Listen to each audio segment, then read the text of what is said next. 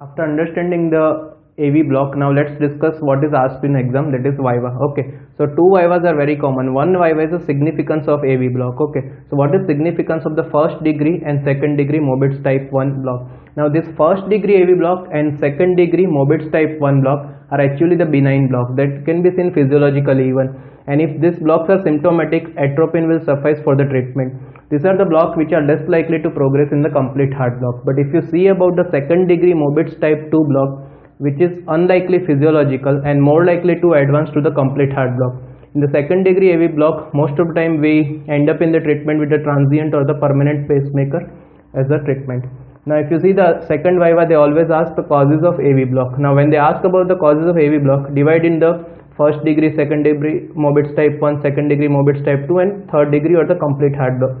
For the causes of first degree and second degree Mobitz type 1, they are almost similar causes. Physiological like increased vagal tone sometime in athletes, and pathological like inferior wall MI, rheumatic fever, AV node blocking agent drugs like beta blocker, calcium channel blocker and digoxin.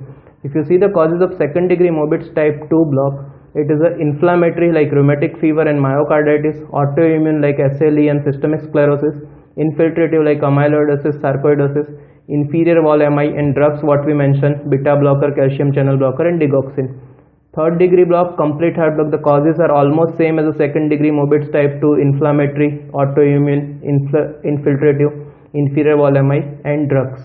It can be seen also in the degenerative process like Lewis disease and Lenigris disease also. Okay, so this is the causes for the AV block in the VIVA.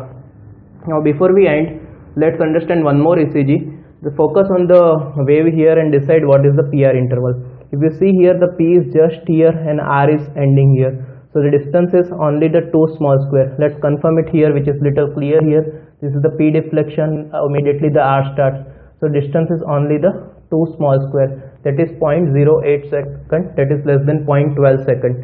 So when PR interval is less than 0.12 second or less than 3 small square, you will have the short PR interval. Now short PR interval here, if you can see, this is the delta wave immediately starting what we understood in the previous video, which is seen in the WPW, that is Wolff Parkinson White syndrome due to accessory pathway. So this is the example of the short PR interval in the ECG. Now in the next class we are going to understand about the QT interval. If you are learning something from our videos, subscribe to our channel and like our videos. You can suggest something in the comment. We'll try to improve further. Thank you.